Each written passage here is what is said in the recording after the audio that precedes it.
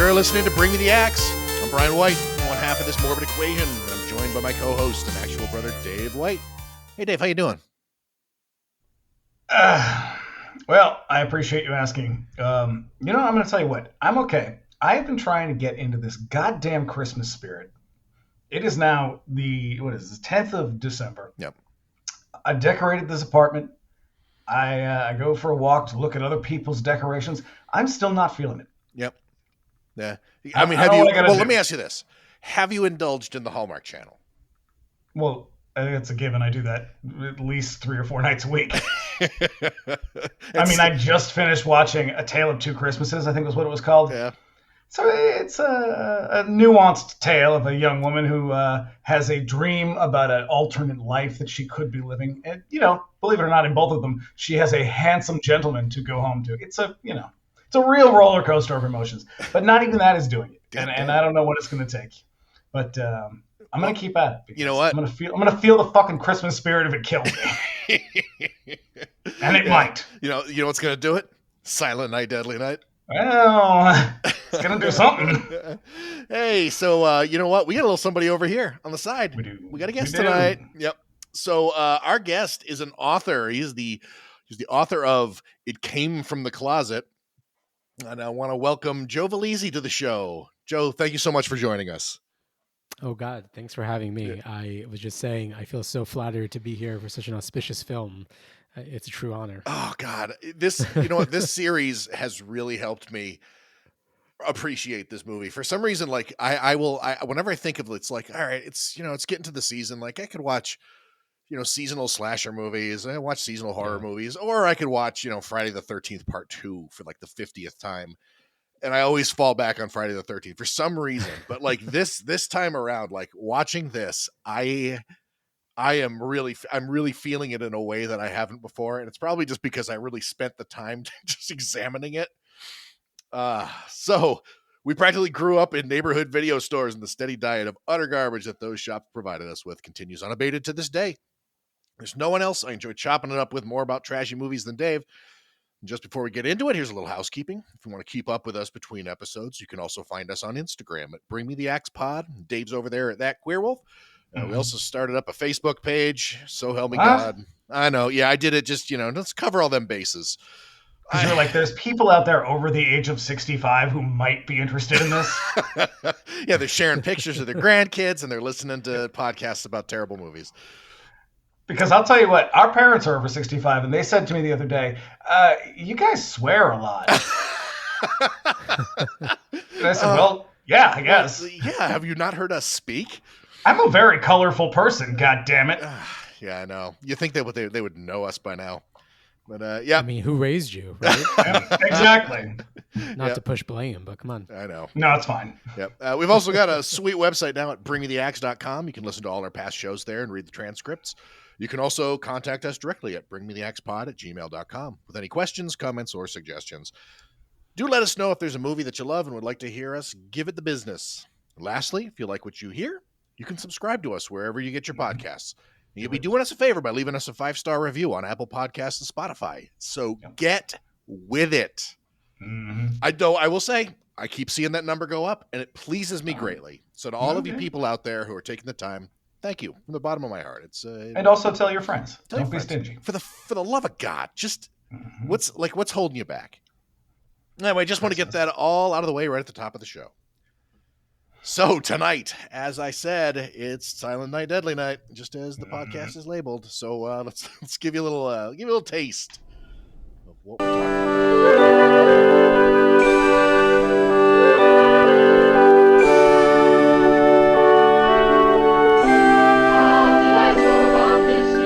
'Twas the night before Christmas, when all through the house not a creature was stirring, not even a mouse. The stockings were hung by the chimney with care, in hopes that St. Nicholas soon would be there.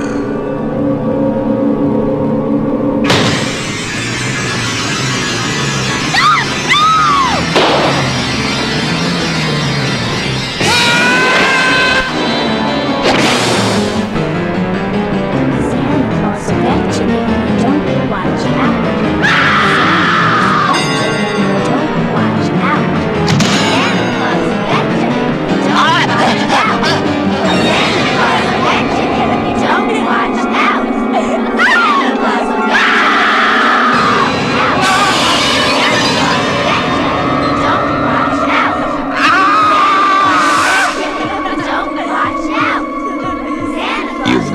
through Halloween. Now try and survive Christmas. Silent night. Deadly night. Now this is an audio medium, and you probably couldn't tell. That was the sound of people being killed. That trailer shows you basically, with a couple of exceptions, every murder in the movie. I have to ask, Joe, you were given a list of movies, and you specifically chose this movie. Why? I mean, I really wanted to do a seasonal film, and I hadn't seen this in so long, and I have really, this is really interesting because I don't think I'd watched it for 30 years, literally 30 years. I had very specific memories in my mind of what creeped me out about this film. And I realized as I was watching it, I was like, oh man, what I'm really remembering is really just the beginning with, we'll get to it, but that sort of opening sequence, that is what was sort of cemented in my brain. And the rest of the movie, I was like, wow, I forgot all of this. And so that says a lot, I think. That's a solid point, because I think when I think of this movie, I also think of that, like the beginning when like his parents get killed. Like for some reason, that scene just sticks out. So yeah, pretty upsetting. Yeah, it's like super sleazy and awful. Probably. Yeah. So as usual, warning before we get rolling, we're going to talk about this movie from beginning to end. Spoilers to follow. You've had since 1984 to see this one, so also summary: Santa Claus kills people. Yes. Yep. So here, let's do the facts. The year was 1984. So some other movies released that year. It's a banner year for pop culture in the United States. Yep. So we also got A Nightmare on Elm Street. Came out that year. Came out that week. The same day. The same. Oh, wow. The same exact day. Yep. Also in 1984, Chud. Yep. Yikes. Yep. Razorback, which y'all seen Razorback? I have. 90 minutes of a movie you can smell. Yeah. Yep. It is. It's Let me jot that down. Hold on. Yeah. So that's it's Australian. So it's Russell Mulcahy, and he's a couple of years later he does Highlander, and he really nails it down. But like he's a guy who made before he made Razorback, he made basically every music video from the 1980s that everybody remembers. And so Razorback. That's a lot of music videos. And he did all of them except for Thriller. But yeah. Yep. So also that year, Children of the Corn, Outlander. Yep. And rounding it out, The Dungeon Master. Oh, I like that movie. Wow. Yep. A movie. Also, Night of the Comet came out that year too. Yep. So The Dungeon Master teaches you that the solution to all of your problems is lasers. Yeah, that movie is remarkable for a lot of reasons. It is directed by 900 people. Yeah, they're basically all of Charles Band's friends. Yep. So and stars Bull from Night Court. Yeah. And I just wasn't Friday the 3rd. Sorry. No, I was just gonna say I just watched Night Train to Terror the other night, and he is in that as well, and he got around. He's also in House. Yeah. He plays two characters in two separate segments, just two separate entire characters, and in one of them, they must have shot it with some distance between the scenes, because he goes from one hairstyle to an entirely different one within the span of like a single edit. It's crazy. That whole movie is fucking nuts. I thought for a moment, like, man, we should really do Night Train to Terror on this one, but I think that one might be a little too crazy even for us. And we just did fucking Elves, so too crazy for you. Yeah, it's. And if you haven't heard our Elves episode, it's basically just us laughing hysterically for an hour and 20 minutes. Yeah. At one point, we completely break down for about 2 minutes. Yeah. All right. So cast and crew. This was directed by a man named Charles Sellier. And when the producers first started brainstorming potential directors, they thought of names like Sam Raimi and Purple Rain's Albert Magnoli. But the studio butted in and said, you know who'd make a hell of a slasher movie? Charles Sellier, producer of the TV hit and creator of Grizzly Adams. And Greatest Heroes of the Bible. Yeah, which makes this the second episode in a month to mention Grizzly Adams. He also directed Annihilators, which is an absolutely dog shit vigilante movie. He's also a man who hates horror movies and didn't want to direct any gore. Right. Which brings me to our So second good director. choice. Yeah, our second director is a guy named Michael Spence. I believe he's credited as second unit, but yeah, Cellier didn't want to do any of the violent scenes. And so Spence, who's actually the movie's editor, was like, yeah, sure, I'll shoot that stuff. Also, what do you mean don't want to do the violence? Grow up. You're a director, for God's sake. I Do know. your fucking job. I know, because everybody else... It's also the bulk of the movie. Mm-hmm. Yeah, I know, like this movie doesn't even run 90 minutes, even in its uncut form. Yeah, I just said Santa Claus kills people. That is the premise of this movie. Why would you be like, you know what? That's the movie for me. Count me in. Wait a minute. What's all this stuff in the script about Santa Claus killing people? I didn't hear anything about an axe before we started this. He just wanted to direct Mother Superior. That's all he cared about, right? You can tell. Oh, That's yeah. the character. Yeah, And she directs herself. basically. She's a professional. She's Yeah. a pro. Yep. And so, Undeniably. in yet another connection to elves, Spence was the editor on a movie called Zapped Again, which was written by the writers of Elves. Zapped again. Wow. Yeah, all roads Wow, lead back wow. to Elves. The sequel to the Scott Baio classic Yeah, the Zap. classic Zapped. Yep. Oh God. So cast, we got Robert Bryan Wilson as Billy, and so he basically pulled down some bit parts, TV roles after this one, but then he bowed out of acting until just recently when he started turning up in low budget fare, all directed by Dave Dakota, and all starring. Wow. Is it pornographic? It is not. It's like Hallmark Channel stuff. Because Dave Dakota has a very fascinating career in which he continues to make gay pornography while also making horror movies. Yes. He has never stopped making porn. Yeah, somebody. And you know what? I respect that. that he is a busy man. In this economy, yeah. Got to stay It's a busy, gig man. economy. You gotta, Everybody's you got a hustle. second job these days. Yeah. Somebody once described the sort of softcore like werewolf stuff that he does as boxer briefs horror, and I think that is just a I perfect think that's the description greatest for thing what ever. he does. Yep. And all that stuff. It also stars Jack A. Harry. Fucking right. I am into this. Yeah, That's Is cool. gay werewolf porn starring Jack Hay Harry? no, none of that stuff. She's actually one of them is one where she solves like murders. But there's no gay werewolves. There's no gay werewolves, as far as I can tell. There's no gay anything in it. It's I'll just pass then. Yeah, I'm not. not I mean, I interesting. like Jack Hay Harry a lot, but Yeah. mm. Also in the cast is Britt Leach, who is a who you all might The remember most from Butcher. recognizable face, yeah. But I recognize him most. So he was in Butcher Baker Nightmare Maker, the worst name ever. Yep, our second episode, all the way back there. I remember him most from the episode of the Brady Bunch where Marcia tries to get Davy Jones to play at the dance, and Britt Leach is Davy Jones's manager. Oh no shit! And it took me for fucking ever to remember why I recognized him so much. Because this is the reason that I recognize him. I think I say that in our Butcher Baker episode. But yeah, he's a professional hillbilly. This is his second appearance. He's really, really great in an episode of Tales from the Crypt with Leah Thompson, Only Sin Deep. He's the man who makes the mold of her face and basically,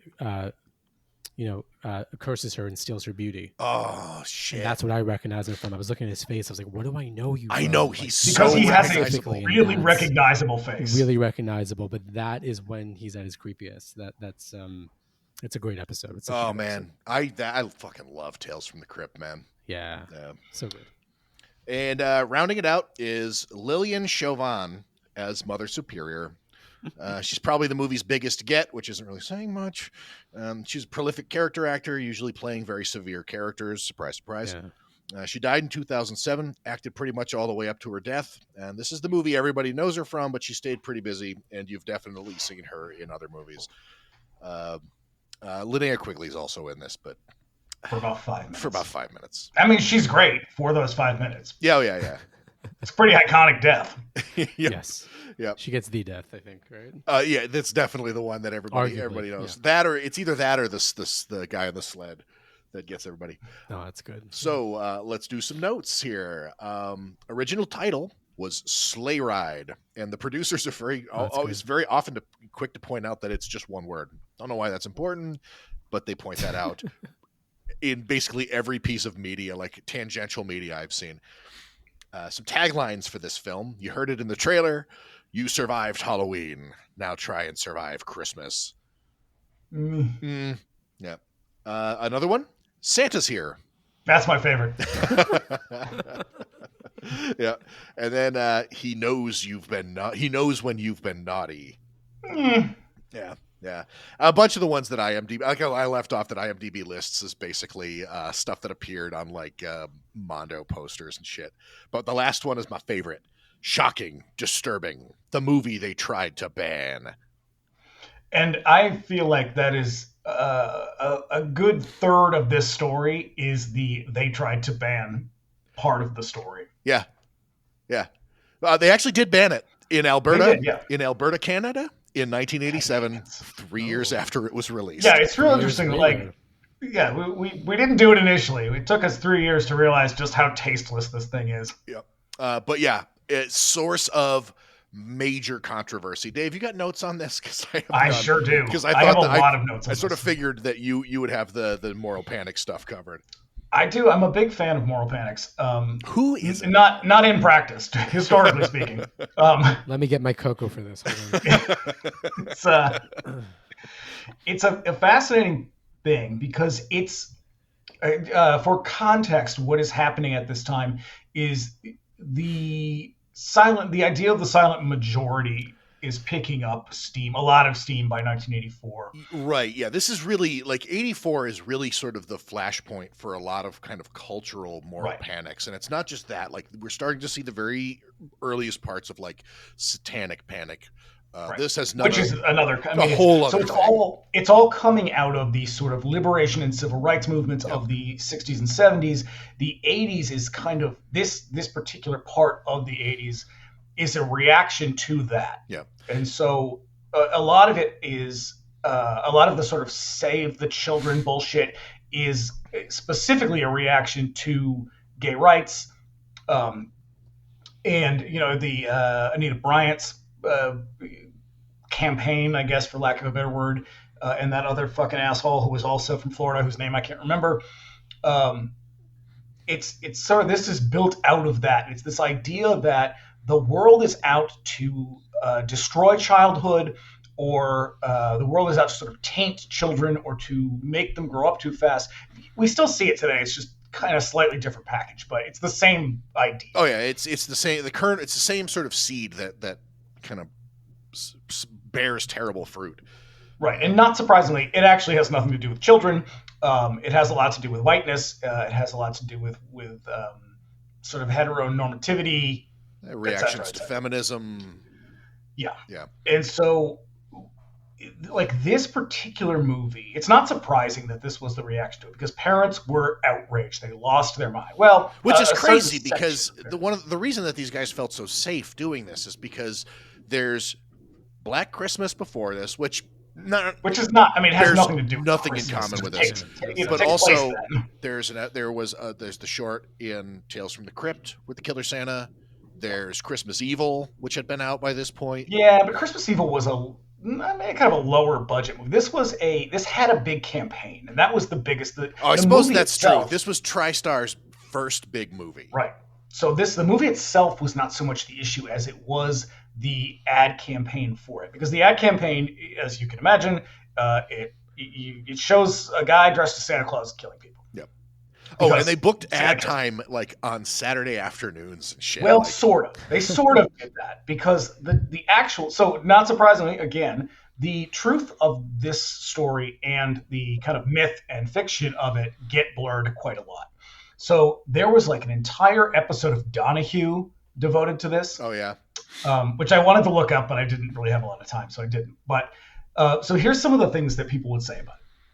There was an article, I believe this is the guy this is the head of the MPAA who says this. It says that, so it's an invasion of children's dreams and fantasies, and it is a form of child abuse. Oh, God. And then he goes on to say, Santa Claus was like motherhood and apple pie, and that I couldn't approve anything that made him look like a villain. And I'm going to keep going because these are some choice cuts here. This is from the mayor of Norwalk, Connecticut. It says, I believe in free speech and free expression, but Christmas is sacred. To make one of these killer movies with Christmas and Santa Claus as the theme, that's going too far. Is it, though?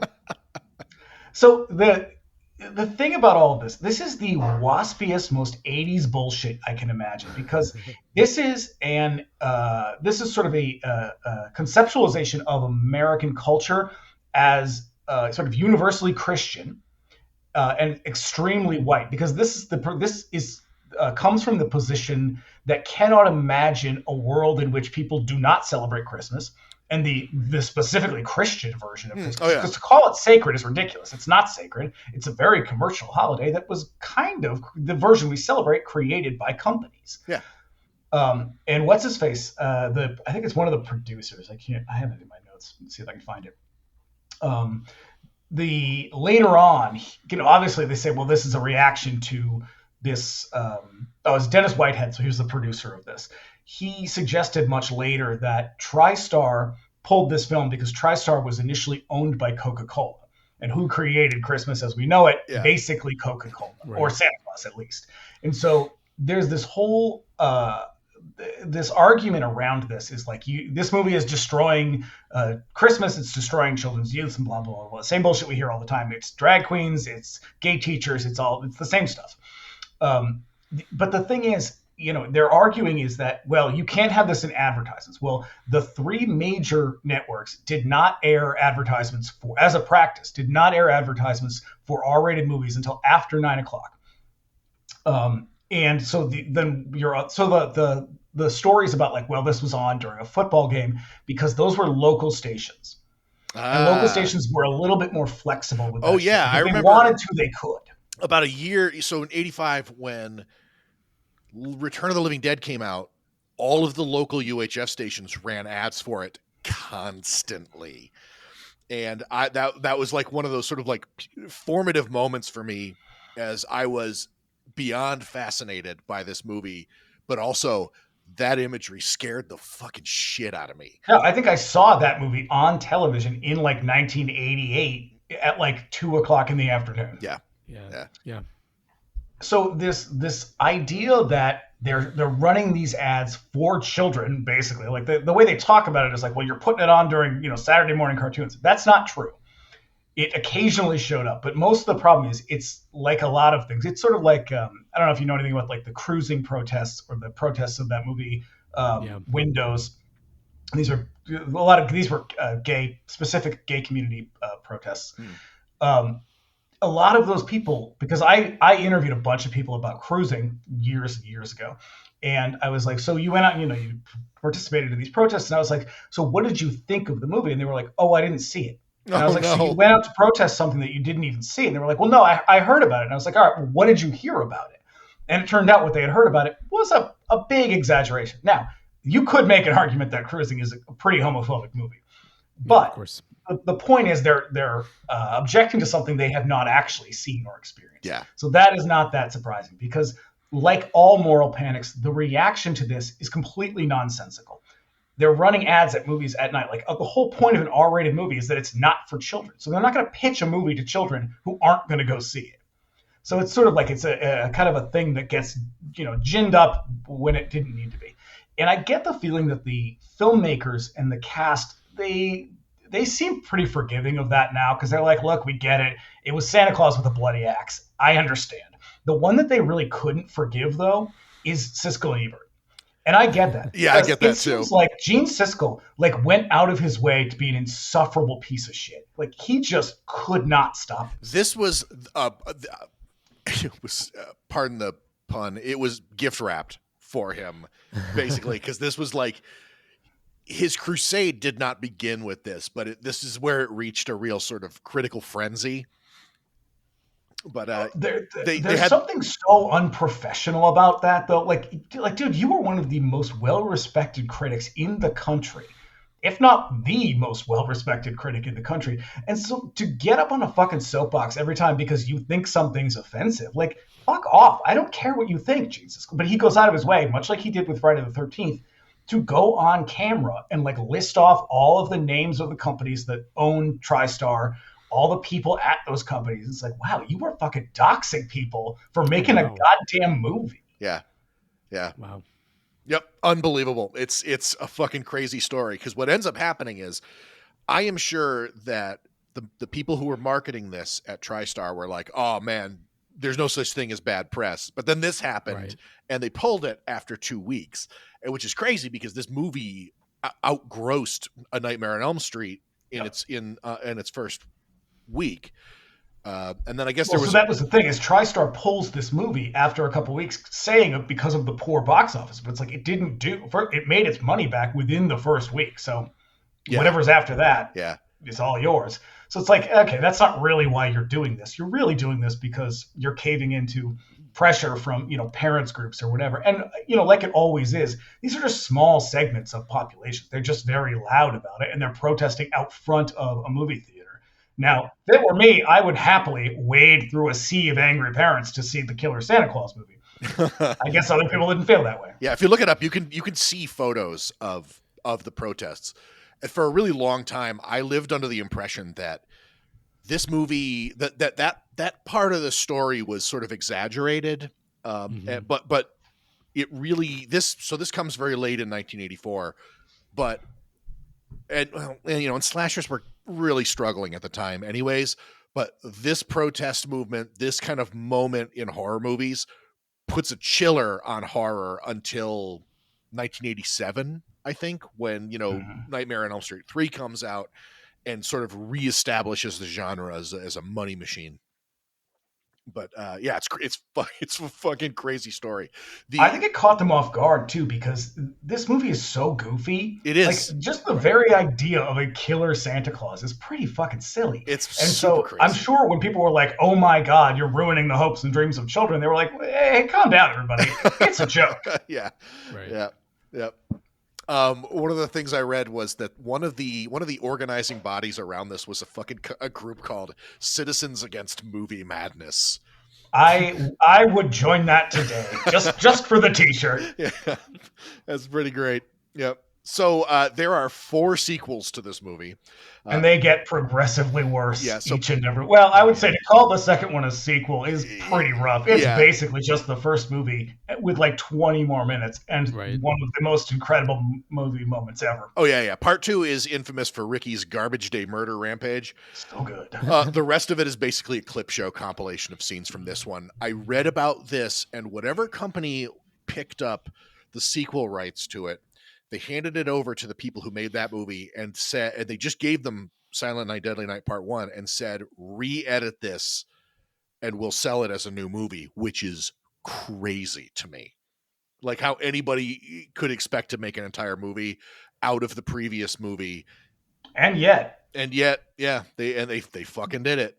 But and that was the original plan for The Exorcist Part 2. They wanted just to like use footage that was left over and sort of assemble it and do a little bit. So this must have been like a practice that they were trying to, get off the ground to sort of make, cheap sequels, which I think, some movies did this. But I bet you anything that this is way more common than we think. It's just like, I just don't think any of us have encountered it. Well, it's not that surprising though, because this is on that edge of when like the big corporations start to take over the studios. And so you've got people like this movie itself comes from 2 guys who were working at like William Morris Agency. Yeah, they were. So it's like they're all working in the business kind of corporate section of it. This is like how Hollywood kind of killed itself in the late 70s and into the 80s. So it's not surprising that you'd have a bunch of fucking dudes, who are accustomed to sort of be, finance guys looking at stuff being like, well, how can we wring more money out of this and really like move it forward? Yeah. Right. And if they could think to do that with a property like The Exorcist, right? Like it shows you how, despite the controversy in the box office, that cynicism that was that cynical lens through which they thought about the genre, right? Like it doesn't matter what movie it was, they would still try to do those shortcuts and, make money in the most cynical way possible. Yeah. Of course, I got The Heretic instead, which is a different story. But maybe it would have been better off. Yeah, I think I'll take the clip show over the Heretic. Yeah. So let's see. I've never seen any of the others past part 2. Not terribly interested in them. Of Silent Night, Deadly Night. Part Yeah. Mickey Rooney is in one of them. Yeah, so the last 2 in the series are sequels in name only, and they likely had Silent Night, Deadly Night attached to the names long after the production had wrapped. Because apparently during the outrage over this one, he was one of the celebrity voices speaking out against it. So people were like, "What the fuck, Mickey Rooney?" Not so high and mighty now, are you, Mickey Rooney, who used to play a Chinese man in cinema? Yeah. Oh God. Yeah, and so there's also a very loose remake from 2012 called Silent Night. I've never seen it. No, I've not either. No. So Silent Night, Deadly Night was just one of many holiday slasher movies. It made the obvious move to subvert a holiday known for peace on Earth, good tidings, and time spent with families. Follows Black. Yeah, I mean, is it though? This is my issue with this. Because what I think is really interesting is if you look at social media right now, everyone's in, because the bulk of my social media is horror. It's either like gay shit, dog videos, and horror movies. That's all it is. And so this time of year, it's just like, oh, what about this one and this one? And I'm like, I've never heard of half of these movies. Turns out it's because most of them are very new. Because prior to Krampus, there really weren't a lot of. There was this and a few others that nobody had ever heard of, except for kind of diehard people. Yeah. And so the idea that it's well, no, there's tons of them now. And it's well, there are, but they're all dog shit, and this one's not good either. They were all made in the last 10 years. When I was looking up, I was like, what other holiday horror movies are there? And I looked it up, and I was like, oh, okay, well, there's enough to make a top 40 list. But then I looked at it, and it was all there's of that them. Awesome one with Fiona Apple's dad in it. Yeah, Christmas Evil. Yep. Which, but all of them were made from between I think Krampus was the first one, and then in the last 3 years, there's been 7. So, and they're all real tongue in cheek, and I'm kind of all right, I get it. Killer Santa, ha ha. Yeah. I don't know. I don't get it. But it's it's for me, it's garbage day or nothing. Okay, yeah. It's garbage day or bust. Don't fuck around. Let's go back to the source. But yep. So film was submitted. Okay, so the film that was submitted to the MPAA for rating ran a lean 85 minutes, and it was rejected 4 times and cut so severely that the final theatrical cut ran a mere 79 minutes, which barely qualifies as a feature film. I think you got to be 75 minutes and over. When it landed on VHS, which I think now it's 88 minutes. It's got to be. Yeah, but when it landed on VHS for the first time, it was restored briefly to its uncut state before the theatrical cut was eventually released to video, or re-released to video. And then the uncut version circulated in bootleg tapes until the movie was released to DVD uncut the early 2000s. And it's rough because TriStar had lost all of the original film elements. So when Scream Factory went back to redo this, they basically had to take those VHS, but kind of bootleg VHS shots and insert them. And I don't know I had this in early 2000s. I had the first version. I think they tried to do it then too. And I don't really remember what it looked like because it's been so long since I watched that. But watching it now I think it's a 2K. But watching it now, it's you can see it sticks out. It's not just VHS; it's hard VHS. It's there's very fucking noticeable. tracking lines on. Yeah. Super grainy. The colors are all off and wicked dark. Because of that, I wonder, and I get why. I'm sure it's for the sake of completion that they probably want all these scenes. But so many of this parts that they cut, you could have left that shit out. It's completely unnecessary. There is some stuff in there that bears that grain. That's just somebody reacting to something. It's you don't need, and it's got to be just for the sake of completion. But it's got to be, yeah. It looks real shitty. If it were me, I'd be I don't know. I don't think we should do this. Yeah. I appreciate the context because while I was watching my Amazon rental, I was like, why did it suddenly dip? Is there something wrong with my internet? Why do I suddenly...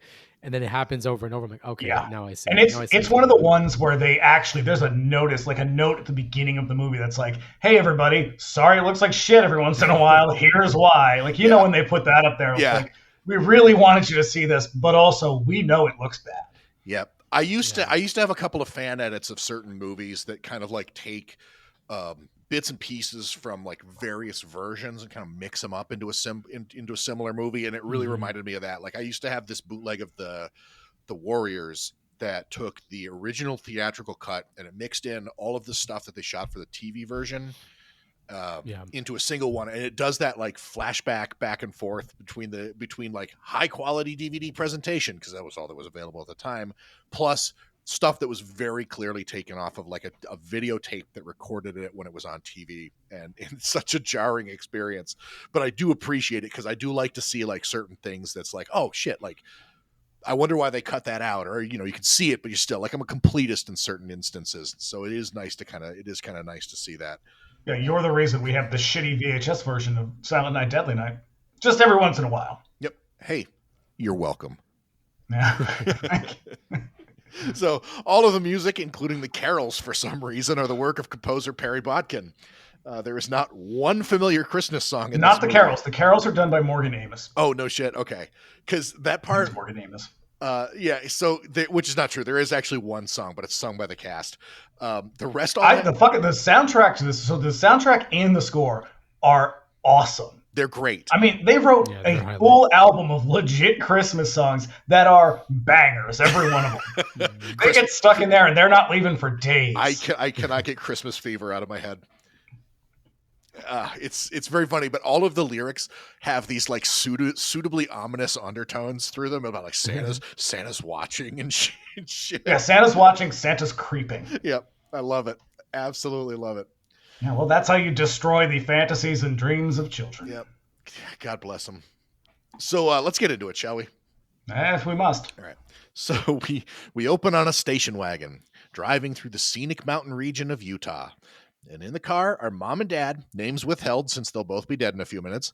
Yep, doesn't matter. Yep. Little Billy reads The Night Before Christmas in the back seat, and Mom holds baby Ricky, who is mostly useless to this movie but central to the next one. And she keeps looking at the father. And they both have these kind of idiot looks on their face. Like, it's like, are you both been hit in the head or something? Why are you looking at each other like that? Like, they have these big, cheesy grins. Like, yeah. God, I love being middle-class white people. This is fantastic. They're living the dream, man. Shouldn't your baby be in a car seat? No, I'm not a parent, thank God. But if I was, I wouldn't be holding it on my lap. Dude, we rode in the front seat when we were 6 years old. That's true. Yeah, so like, you know, it is back at my day. It is what it Different is. time. Different time. Very No terrible. support required. Worser time. No. So the discussion in the car is all about being naughty and nice. And Mom tells Billy that Santa Claus is going to bring him a big surprise tonight. Boy, howdy. Sure does. Yeah. So the thing that I love about this is that you don't even have to be paying very close attention, but the build up to the big first act break is like just compounding trauma on top of trauma. Yeah, it's like what if Maniac, but at Christmas. Yeah, and the best thing about it is, to me at least, is this movie is a much better document of PTSD than anything Ari Aster has made.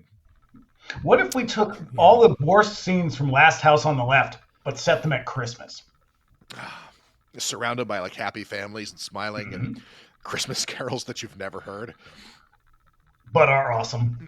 Yeah. So they reach their destination with a shot zooming in ominously on a sign which reads Utah Mental Facility, and they're just the one. That's all they have. That's all they can afford. That's all you need. So it's Utah.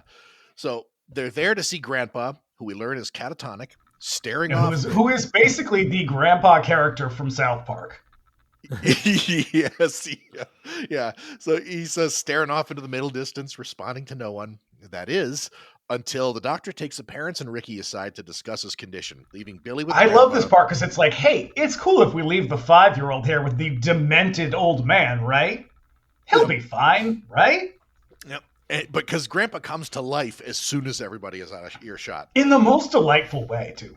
He does. He kind of like turns. He like kind of turns to the side a little bit, gives him a little bit of a smile, and then unloads the most demented, crazy bullshit. Yeah, he's like a video of like a Shiba Inu giving you a side eye, and then he's like launches into his thing. It's really fantastic.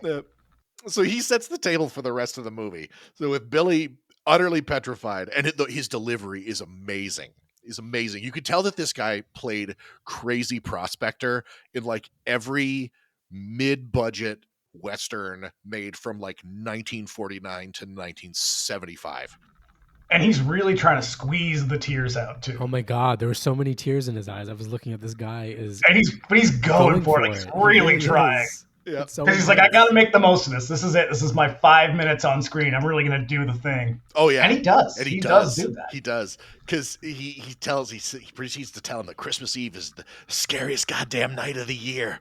To which I say, according to who? According to him, Well, presents go to he's kids. not wrong. Right, he gets it right. Presents go to kids who've been good all year, but kids who've been naughty end up punished, which is actually true of some of the versions of Santa Claus around the world. And he says, if you see Santa Claus, you better run for your life. So good. I love it. I absolutely fucking love it. And Because he's immediately got snaps this- back. He's Yes. got this beard that's ridiculous. It looks like they glued it onto his face. It's fantastic. from hair shavings or something like that. Yeah, so as soon as his parents come back and Grandpa resumes his catatonia, which makes me wonder, is he pretending? Is that the joke here? Well, if it's a joke, it's not funny. I don't really know. I think it's just sort of like, well, how else are we going to get this shit started? Yeah, I suppose you're right. It's also the shortest visit ever. They don't do any creative transition stuff. So it's like they show up, stay here with Grandpa. We're going to go talk to the doctor. They come back like, well, we better go. It's Right. Like, so you It's like, drove all the way and there. from- for Why this did you 5 come minutes? here? From You didn't all spend the- any time with him. Right. Couldn't you do this on the phone? And Exactly. by all It's so accounts, they seem to have traveled some distance to show up and just kind of look at him sadly for like a few minutes, and then they get Yeah. my God. They don't spend any time with him. They leave Billy, Well, I to think do you know it. why. and they and then Because all he does is talk about how Santa Claus is dangerous. Yep. So on the ride back, Billy lets everybody knows that he's scared of Santa Claus now, and that Grandpa told him these things, and his a ridiculous concept. his mom replies by calling Grandpa a crazy old man, which And sets, this is my favorite moment in the entire movie, a 5-year-old clutching his pearls. Because he basically is just like, oh, yep. how can you say that? Yeah, The look on his face is priceless. it's like it's naughty to say mean things about old people, which I say mean shit about old people all the time. I did it just today. well, you better fucking watch out on Christmas Eve, because Santa's watching, Santa's waiting. Christmas Like, I don't Eve have a will chimney. soon be fading. And, the dad's driving with a big dopey grin on his face, just like before. Yep. But So happy. This sets Billy off because she's being naughty and Santa Claus will punish her for it. So put a fucking pin in that one. Now, here's my question about it. So, if we operate on the assumption that horror movies are essentially sort of a reflection of cultural fears, what is the cultural fear here? Is it of strangers? Because the what we're coming up to is this idea that you stop to do a good deed for someone and that person then kills you. Yeah. And I think that was a very real fear, because there's a scene in Henry, Portrait of a Serial Killer, that's very much like this. And that scene scared the shit out of me when I was a kid. And I think there really was that fear of like, we're realizing the world is a lot scarier now that communications are sort of expanding and we don't have such localized news. We're hearing a lot more tragedy from around the country. Like, what is this movie operating on? Or is it operating on anything? I don't know that it is. It probably isn't. It's probably just a setup for, just to get this kid's parents dead. But Right. this was like, It's just a hilarious contrivance. there was a lot of like stranger danger shit, but it was mostly around children being accosted. Well, yeah, you're going to destroy the innocence and hopes and dreams of an entire generation of white American children. Yep. That's what the parents said. Well, and part of the thing that makes this so confusing, because I'm with you. I had that note. I'm like, let me take this very serious note about a very unserious movie. Like, Yeah, what every is the now and then I do message? that. Yeah, what is the message? Like, what are they really trying to say in this? And the thing that makes it so difficult to sort of process or reconcile is that there's an episode of The Golden Girls where Terry Kaiser from Weekends at Bernie's plays a Santa Claus who holds them hostage. Yes. And he's it's just this like really dry, crazy performance, and that's who this Santa in the beginning kind of reminded me of. So it felt like a sitcom Santa Claus doing crimes and murders, and so the strange performance and the difficulty figuring out what the motivation even was of this killer Santa, that's part of what confuses the message, if there is one. Like, I don't really understand, because of the way that Santa is, you know, that this sort of like sitcom killer Santa is portrayed. It's a weird confusion of like different styles of Santa Claus and killer. There's a weird thing I think that goes along with that, in that there's a sort of I don't want to say it's a trope. It's almost a trope in the 80s of like bad shit happening to parents at Christmas. Like, think of like the story in Gremlins, that really weird story in Gremlins that she tells about her father. And like, what's that? Is it One Magic Christmas? Oh, where, yeah. like, her father gets shot on Christmas in the bank. There's like this fear of like parents dying or some tragedy happening at Christmas. And it feels very specific to the 80s. Like, it's reflecting something about the 1980s in America that, again, not surprising. It's the era of sort of Reaganism and this major expansion of sort of white middle class fear. That, I don't know. I think we're overthinking this movie, but it did. It struck me as like, what is this telling us about anything? And I don't think it's telling us anything at all, really. But because I think that when they made this movie, they are not taking any of it seriously. So, right. That's my aside. Go on. Yeah. I mean, I think there's value in chasing that down. I mean, at least just for a conversation, but whether or not they intended it or it was just something that they stuck in as a plot device, like it definitely does reflect the era, you know, in a way that I don't think many other movies did. It's better. It's this is very much a product of its time, and we'll get to that at the end. But yeah, this is super 80s. Yeah. So we cut to a convenience store where Santa comes in and holds the place up, and to that like sitcom Santa thing, like this movie takes evil Santa Claus and cranks it to 11 like immediately. Like this guy, yeah, he may as well be cackling as he's waving the gun around. Yeah, I don't know who I can't remember this actor's name, but he's a guy he plays bad guys, and he played a lot of like biker types and shit. Yeah. So he goes to the counter, he holds the place up, and the guy behind the counter tries to pull a gun on Santa but gets shot in the process. So Santa empties the register out. But while the dude the guy, you know, lying on the ground tries to line up a shot on Santa, gets another one in the chest for his trouble, and then one between the eyes to finish the gig. Merry Christmas. Yep. And so before driving away, Santa complains that he only got $31 for his trouble. That's how you know he's the bad guy. Oh, yeah. Well, that and he shot that other guy. Right. How much is a life worth? So $38. $31. So back in the station wagon, Billy's family rounds a corner, finds the murderous Santa in the street next to his car. Now, Billy understandably freaks out after everything. So again, my question is he having car trouble, or did he stop just to kill them? This is that Henry Portrait of a Serial Killer thing where he faked it just to kill him. Because if anyone, I'm going to go on the record. There is one movie from childhood that terrified me, and it is Henry Portrait of a Serial Killer. Here's the thing. I still cannot watch that. That movie is upsetting to everybody. Yeah. I've watched it a couple of times. I do not go out of my way to check it out. But yeah, that scene immediately comes to mind here. So Santa immediately draws a gun on Dad, who throws it into reverse. As Santa puts two in the windshield, killing Dad, and as the car spins out and dumps into a ditch, Billy does the sensible thing, and he runs out of the car and hides in the bushes while Santa drags Mom out of the car and tears her blouse open. Leave your family to die, Billy. What's he gonna do? He's 5 years old. Well, he's going to have to wait, I don't know, about 15 more years. He tears her blouse open in the street before cutting her throat. Yeah, my note says this movie is utter trash. Grandpa was right about everything. Yeah. And that's the image that stuck with me so much when I was a kid. There was something just so extra, perverse and like, sleazy is a good word for it, about the ripping open of the mother's blouse before he slits her throat.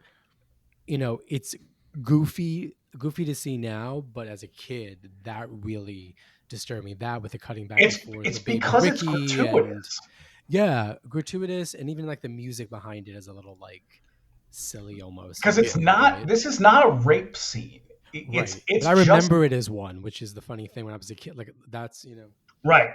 it's a mix of sex and violence that Right. we see it throughout the 80s, but it doesn't serve a purpose other than to be gratuitously slimy.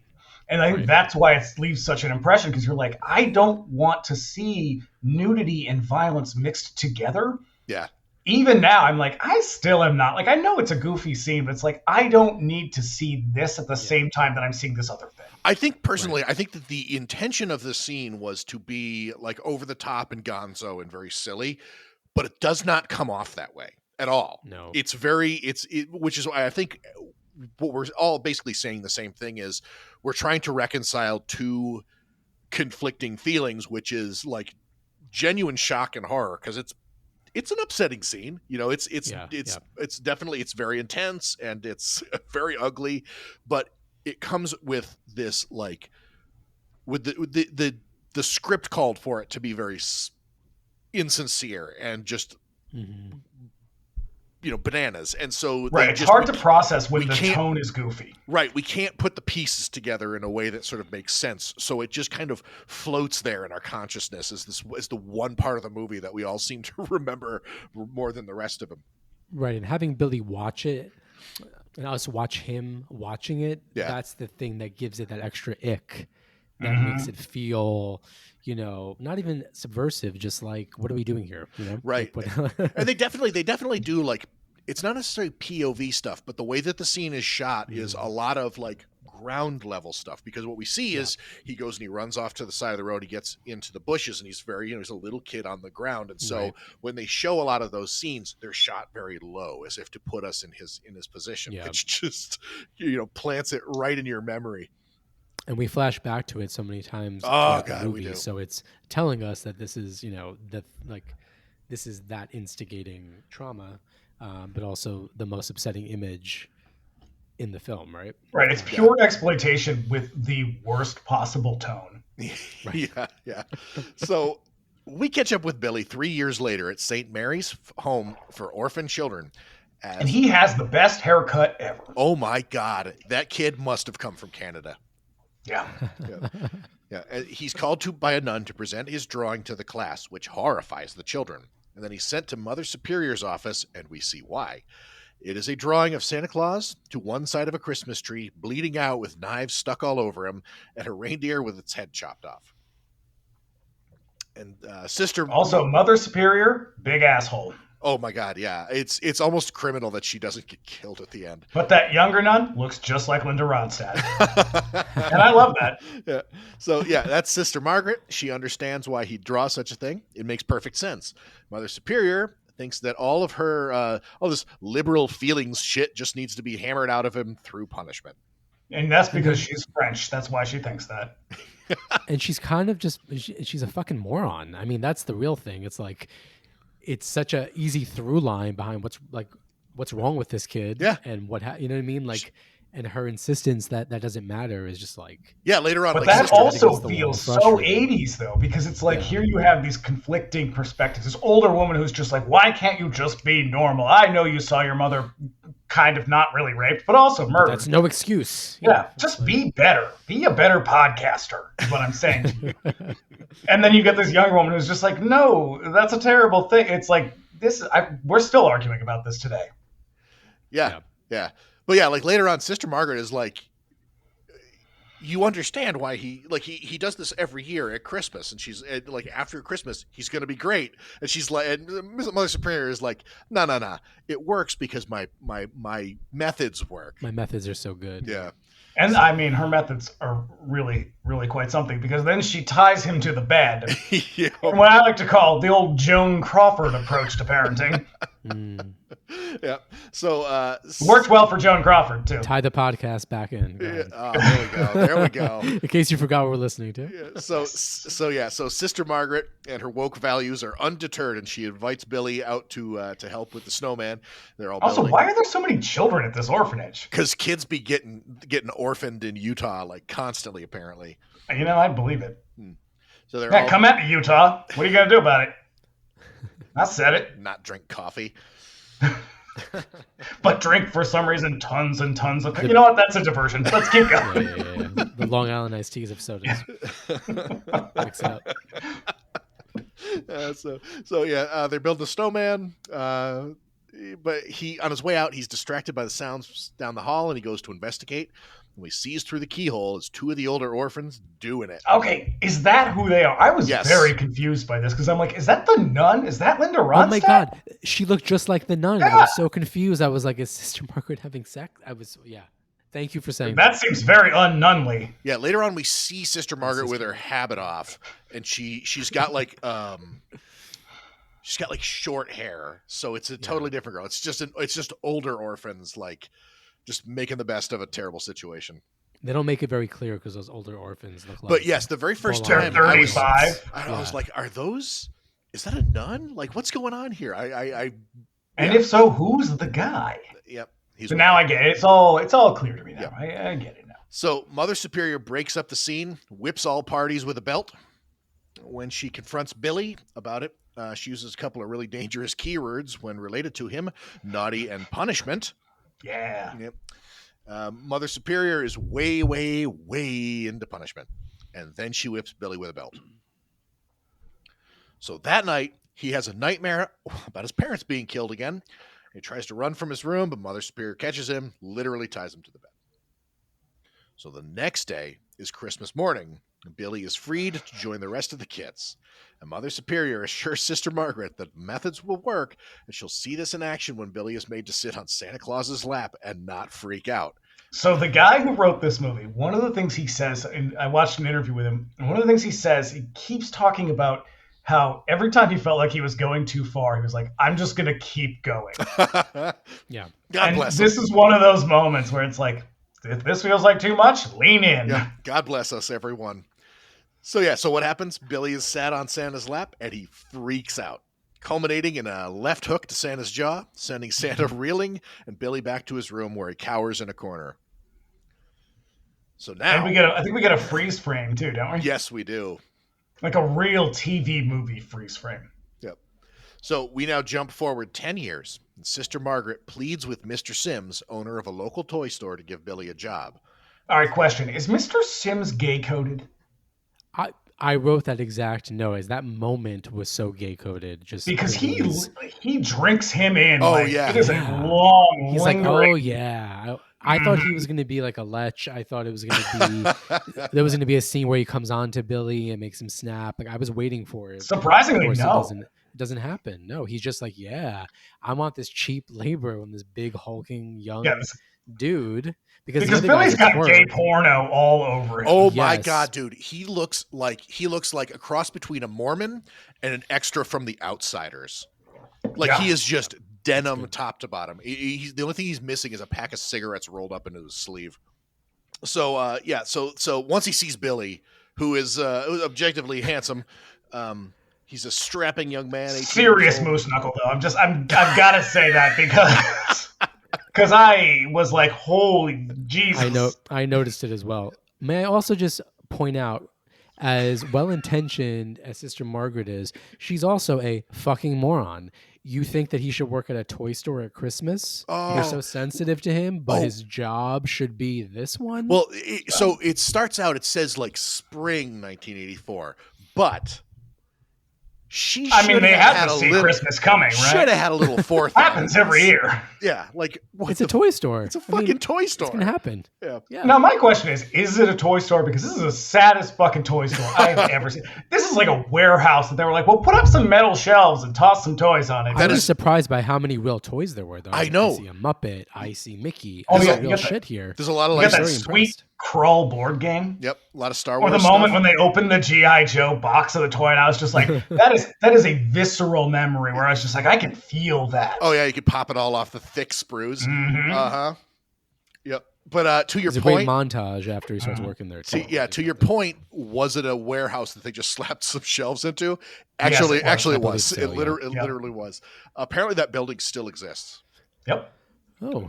So if you're ever in wherever the fuck that is in Utah, if you need a tour, yeah. I promise you, I will never be in Utah. I will never go. Okay, I can't promise you that I will never be in Utah, but I can promise you I will go out of my way. I went once. It's quite beautiful. I have to say, it looks like an alien planet. If you go to Moab, it looks like you're on the Predator planet or something. The The scenery is pretty amazing. It looks. I was watching like they do because it's weird. This movie, as fucking dumb as it is, it's very well made. Yeah, and it does a lot of things well. Yeah, there's a lot of like landscape shots that are like it is a gorgeous landscape. Unfortunately, it's also in Utah. Yeah, the DP very obviously looked around and was like, "Oh yeah, we got to get like as wide a shot on this shit as we can," because like there are some legitimately like beautiful landscape shots on this, and good transitions with music too. I mean, it does some things really well, which is also adds to the confusion. It's like, how is this almost an okay? Like how this is a real movie? You know, this is clearly not Elves. Yeah, no, but nothing is. Yeah, nothing will ever be Elves. Thank God. So, we cut to a montage of Billy doing a great job at Ira's toys while a schmaltzy tune plays about the warm side of the door. I love that song. That's a great song. I love that song. Look, this soundtrack is available. Everybody should get it. Yep, you've got it on the shelf, literally right behind. It is on the shelf behind me. Yes. Yep. So he has. That's my unpaid shout out to 1984 publishers. They are great. Buy their shit. So, he has some coworkers. We meet a girl named Pamela, who he has a crush on, and Andy, who's a real piece of shit. Yep. And there's also what I'd like to call Chekhov's fire axe, perched ominously next to the stockroom door. I like that you say it like Chekhov's fire axe is also a coworker. There's also their third coworker, the fire axe. Yeah, I mean, he is a very important tool in the job to come. So he works in HR. So, everything's coming up Milhouse for Billy. It's all good. Nothing could possibly go wrong. Nope. But what's this? Except. We're nearing Christmas, and Mr. Sims is going to have a dude in a Santa suit there to meet the children. Surely this will not cause a problem. So Billy is starting to lose his grip. He fantasizes about Pam in a scene that's identical to what he saw through the keyhole at 8 years old. Yeah. It feels very Sleepaway Camp to me. I don't know why, but it has a very kind of sleazy, lurid sleepaway campness. And you get that like kind of bottom, choice of words. You get sort of like from his feet upwards, and it's like you get this long, lingering shot, like Billy's hairy ass. And you just keep going. Well, there's a glow. There's a glow to the moment, and there's nothing else like in the room, so it has that very sleepaway camp. Oh God, yeah, like those scenes with the black backdrop. Yeah. That might, so I put a black backdrop up, which was the style at the time. It really, It's like, well, we need to stick some more stuff in here because this movie's not long enough. Yeah, so that's how you signal that it's lovemaking and not just that's right. sex. You have a black box. Yeah. So then Santa murders him, and he wakes up screaming. But as we learn back at the orphanage, if Billy can make it through Christmas, it's all good. He just has to get past the holiday. So the next day... And again, the holiday comes every year, so we could have a plan for this, everybody. Oh, you would think that he would learn coping skills, but not where he came from. Mm-hmm. No, but if you can just get past the holiday, it's all good. So the next day, we learn that the guy in the Santa suit at Ira's Toys had an accident. He broke his ankle while ice skating. And so with no options to fill the position this close to Christmas, Sims decides that the easy fix is to get one of his guys and put him in the suit. First, what's her name? Mrs. something or other. I can't. She's like one of the best characters in the movie. Oh, I love her. Oh, she's great. Mrs. Randolph or something. She's like, well, can't you get a temporary Santa Claus? It's like, is a temporary Santa Claus? Is there she's like, just call an agency. Like, there's an agency for temporary Santa Clauses. Santa Claus? What is it? That's what Mr. Sims says to her, and she's like, I did call the agency, and all they've got is women. And all they've got is women. And as you know, women can't do anything. Yep. And by the way, that actress, she is in the beginning of Halloween 4. She's the woman in the ambulance that gets the thumb to the head. Oh, no I shit. love her. Yeah, she's the fucking best. She's really good in that moment when she's getting that thumb between the eyebrows. She's good. I mean, she's really good in this. She's really fun in this. Yep. Especially once she gets drunk. Because you know what? She's made for getting drunk. Like, that's your character. Oh, that's who you are. I would say that, like, there's a lot of stage craft that like you really that people have a really hard time with. One is stage fighting. That it's very hard to do convincingly. The other thing that's very hard to do convincingly, stage drunk. And she is. I know. I heard one thing I heard about that once is pretend that you are a drunk person pretending to be sober, and that is how you act drunk. And I was like, that is really good advice. It's good advice, man. And much like Britt Leach is a sort of weird, bowl-cutted, lecherous personality, she has the vibe of someone who is drunk in everything she's in. Yeah. Like, you're an extra in Steel Magnolias, but you're a drunk extra. It's that kind of thing. Yeah, so... Or stand-in in Big Business. Oh, yeah. That's the one. Yeah. So when faced with misbehaving, whiny children in the Santa suit, Billy does what he thinks Santa does. He tells her that if she can't get it together, then Santa will punish her severely. Now, look, to be fair, I would do the same thing. And I was not traumatized by Santa Claus. The parents, unable to hear what Billy is telling them, just assume that he's great with kids. What's really great about this Santa Claus, this is a sort of set decoration thing, or I guess maybe costumery, is that the beard doesn't cover his face. Right. And that is such a good choice because it's like, it all just, the costume hangs on him. The beard kind of hangs on him. Yeah. It's like, you're not a Santa Claus. You look like a weird kind of cut rate Santa Claus. And that makes you weirdly more menacing, which is good because he already has this kind of Mormon good looks. If you want to make him look menacing, make him look like kind of like a uncanny valley Santa Claus. Yeah. And the best way to do that is like everything just sort of hangs a little bit too much. And did you get the vibe that the moms were just totally lusting after him? And they're like, oh, he's just so good with the kids. It's like, I think everybody is, because he's hot and you can see his face and you know he's a young, strapping man, right? So they're like, oh, great job threatening to kill Oh, this yeah. girl. Well, you know what it was? Is they were entranced by the moose knuckle. It's honestly, visible through the red pants. Yeah. So, yeah. So now the stockroom receives a phone call from somebody checking up on Billy. Andy, the asshole, answers it, tells her that he's in the Santa suit now, and it's revealed that the caller is Sister Margaret, who is appropriately horrified by this. So now, Sure takes her a while to get down there. oh though. my Yeah, god, wow. it must be a wicked long drive because Like they only have one car at the one orphanage in all of Utah. Yeah. So now with the workday over, it's time to close the store, commence with the Christmas party. With Billy in the Santa suit, everybody keeps calling him Santa, which does him no favors.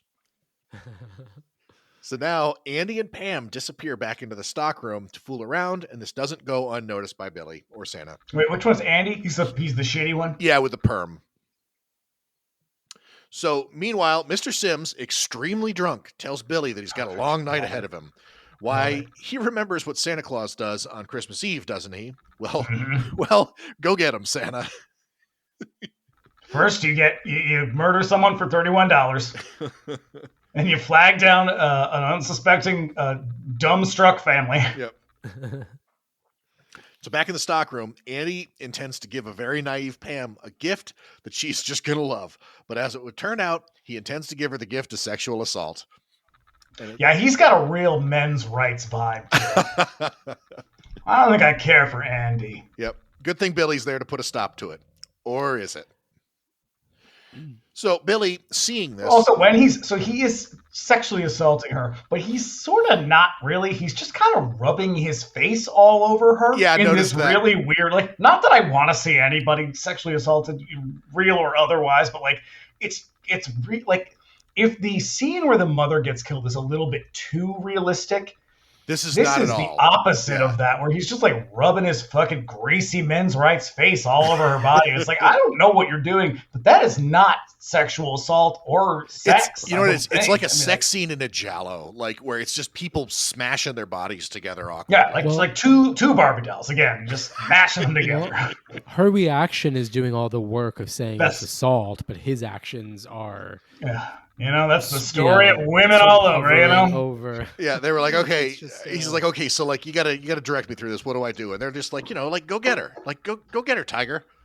He's and like, like just rub my curly hair up and down her breasts? Like, is that what you mean? Like, I don't want to kink shame, okay? You know, it's to each their own.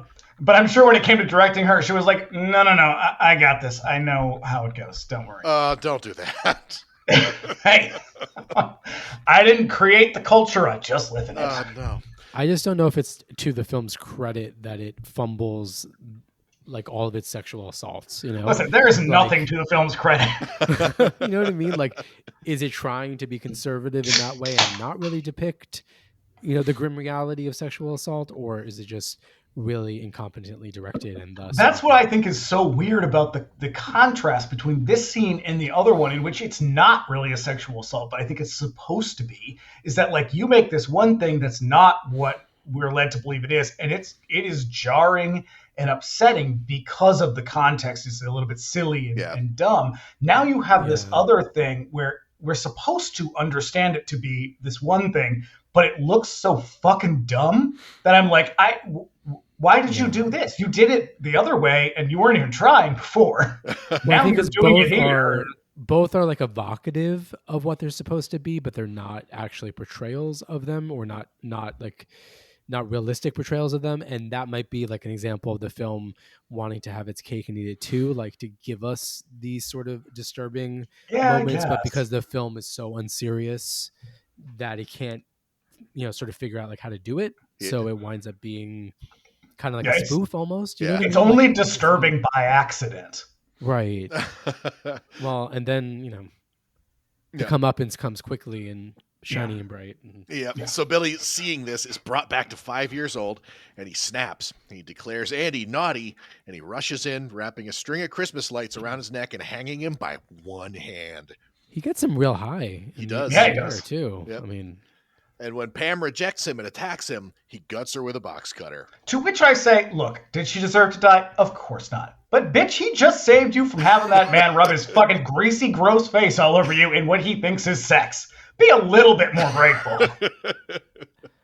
Yeah, I mean, he killed him in front of you as well, but... Yep. It did make me wonder about her. But again, sort of the incompetence of the script in the moment. It's like her reaction to being saved is not what he expected, but also I guess just the sheer lunacy of what he does. It's just, I don't know. It's I don't know. Her reaction is so quickly like, you're crazy, you're crazy, you're crazy. She immediately, it's like she just take a breather.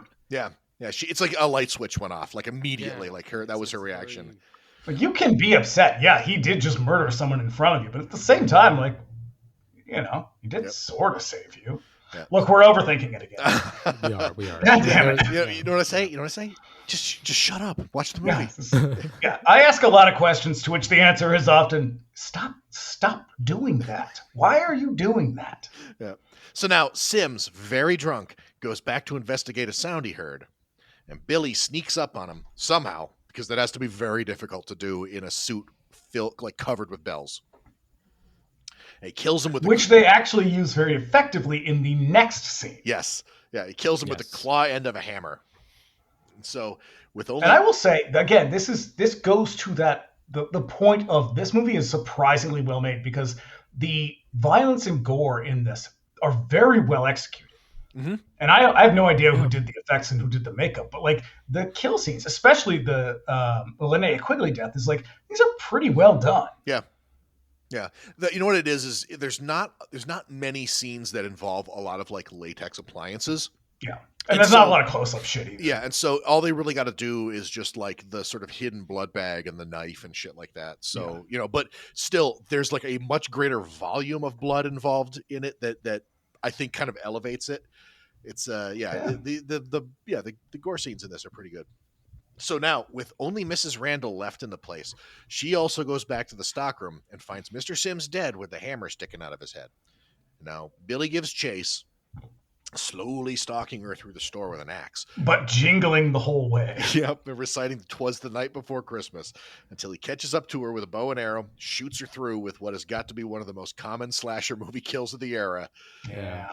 But first, she fakes him out with her hat before knocking him over and running off with the axe, which I think this was genuinely pretty fun. This scene, I thought this was the one that most closely resembled like a true tense slasher chase scene, and was there's definitely like there's a setup to it where the other ones just kind of happen. And, right. It's a real set piece, this one. Yep. So now we cut to a montage of the corpses as Sister Margaret shows up a moment too late. Also, wait a minute. Why do they have a bow and arrow? Like a legit bow and arrow good question. Set at the toy store? Very good question. Not something I would stock in a toy store. But then again, it's 1984. Who knows? I don't remember bow and arrows being in toy stores in 1984, though. But Utah does it differently. It's I guess. definitely it's Utah, that man. is true. So It's in their constitution. yeah, so she screams as she spots the body of Mrs. Randall, and we cut to an awesome reaction shot of horrified nutcrackers. So now, elsewhere in town, a wild Linnea Quigley appears, doing what she does in horror movies, Showing her breasts. Yeah, making out with a dude on a pool table, almost naked.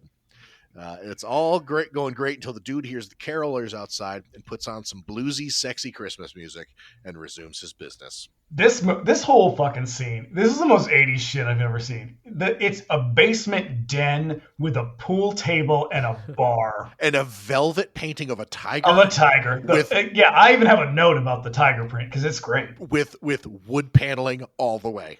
Yeah. Yep. And here she is making out with this like a real hot 80s guy. Yeah. So mark up yet another awkward, cringy sex scene. The dude is basically devouring her face. Mm-hmm. Yep. So she hears the cat outside wanting to come inside, and she goes upstairs to let it in. And she goes where you see more tiger prints on the walls upstairs. Yeah, she goes upstairs. Big fans of tigers. She goes upstairs to let it in, dressed only in a pair of tiny cutoff shorts. I feel like. Look, on one hand, Linnea Quigley is obviously very comfortable showing her body, and I'm all for that. But at the same time, there's something about Linnea Quigley's comfortable, her level of comfort with showing her body on film that I'm like, I don't know, it makes me a little bit sad. Because, you're more than that. Yeah. I don't know. I feel like I've watched a string of movies lately that have her in it. It's like you watch. She's in everything. You watch Return of the Living Dead, and you watch this, and you watch Night of the Demons, and you're like, God damn! I have seen Linnea Quigley nude more times than I have seen anybody nude. Yeah. Maybe more than myself. I don't know, but I guess good on her. She's happy with it. Yep. She's doing great. Yep. You know what? Get that money. So she goes upstairs to let the cat in. What she finds is the cat, but also Billy, who declares punish. Yep. And chops his way through the door. And so once inside, he throws the axe at her. It appears to actually throw the axe at her. Yes, FYI, that is a real axe going into the wall next to a real Linnea Quigley's head. Yeah. It's a ballsy stunt. Look, if you want to be in movies, this is what you got to do. You gotta get naked, and you got to have someone throw an axe at your head. That is universally true. Imagine risking decapitation to be in this movie. My God. To be in this movie. Jesus Christ. Wow. I know. But you know what? I don't know of too many horror movies, because this is a fairly common thing, is like subjecting actresses to like really fucking dangerous stunts just in the name of like cheap thrills. But at the same time, watch Crystal Lake Memories and you'll be like, wow, it really is misogynistic. Yeah, but I will say I've never heard of like one of these dangerous stunts going wrong, unlike say like a major big budget studio movie like say The Twilight Zone. Cough, cough, rust, cough, cough. Oh, right. Yeah. So like, cough, cough, the crow. Cough, cough. Yeah. So, well, they did in what is it? Friday 4. They almost, what's her, the woman who goes swimming at night? Oh yeah. She almost died. freezes to death. Yeah. Oh wow. And the stunt coordinator was like, "Look, if you do this shit again, I'm leaving." Yeah. And that's like finally they toned it down, but. Yep. So back to Linnea Quigley. Billy picks her up. And he lifts her and he impales her on the antlers of a mounted deer's head. Look, did either of you read what was Grady Hendrix? Not his last book, the one before it. The Final Girl Survival Guide. Is that what it's called? Support group. Yeah, the Final Girl. I've not read that one, but I know. This is one of the characters he models after her. This character in this particular moment. All right. Oh wow. So Tommy, who has somehow missed all of this commotion, is just down there. Didn't hear any of it. Yeah. Nope, just down there playing pool in that Arch 80s basement with another sweet 80s Christmas song playing. Yep. And then he goes upstairs and they're like, "Look, I get it's there's so many tiger prints on the walls. It's hard to know what's real and what's not. But I feel like you would notice a lady impaled on a set of antlers on the wall a lot faster than he does." Yep. It takes him a minute to clock that. Yeah, he walks by it and then he's like, "Wait a second, what was that?" So yeah, he finds her and is immediately attacked by Billy. and they struggle a bit, and then Billy picks him up and literally rips his shirt off and throws him out the window. In a very sexy moment. I mean, before he throws him out the window. He overtakes Billy briefly and then really like has like a stroll over to the phone to call the cops. Yeah. Like he really takes a minute to give himself time. Yeah. Like he may as well have just dusted his hands off like, whoo, all right. The pacing is wild. It's like, let me just, he's down for a second. Yeah. So now he's thrown out the window where he lies dead, nearly cut in half with broken glass. I will say though, the Linnea Quigley antlers thing, that's pretty fucking brutal, that moment. Yeah. Oh yeah. And that's also like, that's one of those scenes that was cut like really, really heavily. Really cut. This is the moment where I was like, all right, I can see why you would want to put this back in the you see version. the antlers come through her. So yeah. Yeah. Like it's like you put all of this other unnecessary VHS bullshit in just to justify putting this back in the movie. Yeah. I mean, there's a bit more of like the explicit violence that I'm not gonna lie. I'm glad it's in there. Because also, what else do you have in this movie if not that? Yeah. Because also they cut the decapitation scene pretty heavily as well. But what happens next is barring none my absolute favorite scene in the entire movie. So with his job done, the little girl in the house comes out excited to see Santa, who asks her if she's been good, like really good. And then Santa, she is insistent. Yeah. She's almost insulted that he's like, "You sure you haven't been naughty?" She's like, well, yeah. It says a lot that like the two best moments in this are this girl who's just like, well, how dare you? And then the other one where the boy is just like, yeah. There's a real economy of child actors. Very indignant children. And they are delivering. So satisfied that she's been good, he gives her a gift, the bloody box cutter that he used to kill Pam. This feels like a real white elephant gift, if you ask me. She's gonna her face when she's looking at it, she's like, "The fuck? Yeah, like, I know. Yeah. What is this? Like this? Really? Yep. I finally see you, and this is what I get." She doesn't scream or anything. She's just like, "What is this?" Like, well, also your babysitter's impaled on the wall. Is that cool? She doesn't notice. She doesn't really. She doesn't notice it either. Yeah, she doesn't notice. Says a lot about women in America. Maybe it's about the layout of the house. Maybe you just, depending where you come from. Well, after Billy leaves, you hear her call the babysitter's name, like she finds her. Yeah. I love the scene. The tone of it is so fucking strange. It's really great. It's very funny. So now the police are now on the scene, and they're out to get every dude in a Santa suit and find one climbing into a house. And it turns out that it's just a dad in a Santa costume. And this also feels sort of quintessentially 80s to me. Not like it's shit that like people would do, but it's the kind of shit you would hear about where it's like, oh, so-and-so's dad does this. It's like, all right, I bet they do. But it feels like the kind of thing where it's like, isn't this so cute and wholesome? And this is a way of sort of subverting that cute and wholesome to be like, maybe it's menacing. Now it's, it feels like a little bit of like an urban legendy type of stuff, but it just feels so 80s to me. Yeah. Well, but that kid was asleep. What was he going to do? Wake her up? Like, that was the plan? Yeah. Scare the shit out of her. Yeah, this is not advisable. No, I will not do this to my kid. I would like for you to do. Not to crawl in his window. Don't say that now. I'm afraid of heights, so I don't think I can go up that. It's too early. Anyway. It's too early. No, this is just people repeating a pattern of Santa Claus related trauma. Yeah. So elsewhere we catch up with a couple of dudes out in the woods and tend to go sledding. That's how you get January 6th. It would have been a better joke if I did it faster. I'm sorry. I'll speed it up in editing so it works. Thank you. Look, they can't all be gems. All right, it's late. So two dudes in the woods intend to go sledding, but they're waylaid by... And these guys are way too old to be doing this shit. And I get it. Like, you can't kill younger people. Like, that would have been a no-go. Oh, right. Because these bullies... But, like, they're too fucking old to be doing this shit. They're two grown-ass men. And but even the boys that are going sledding are, like, 17. Yeah. And I think I said multiple times, are they going to kiss? And they don't. But it feels like they should. Now, you know what it is? It's Mormon Utah.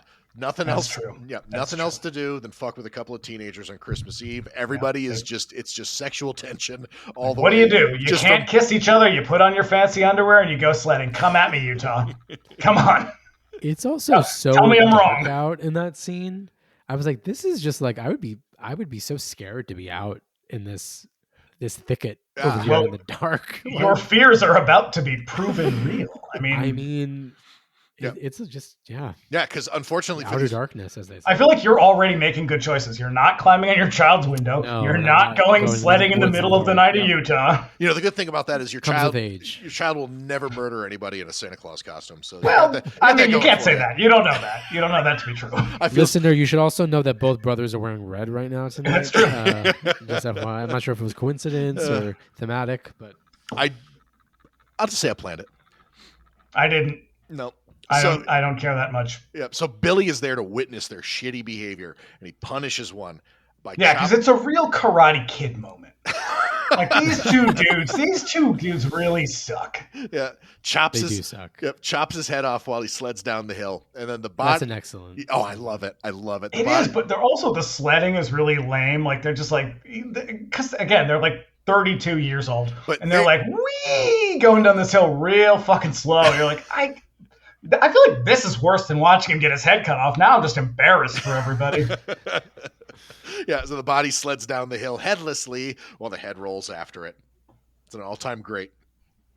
So Sister Margaret, meanwhile, visits the police in a sort of Loomis and Sheriff Brackett moment. They come to the conclusion. I love this part. Yeah, when they come to a conclusion as to where he'll strike next. There's a lot of weird continuity in this movie where all of a sudden it's like daytime, and then it's nighttime, and then it's daytime, and then it's nighttime. Yeah. This is one of those scenes. Well, she's like, is there any news? And he goes, it's all bad, sister. And I was like, that's the best line of the movie. She's asleep on the bench and wakes That's up. a Troy McClure line if I've ever heard one. Yep.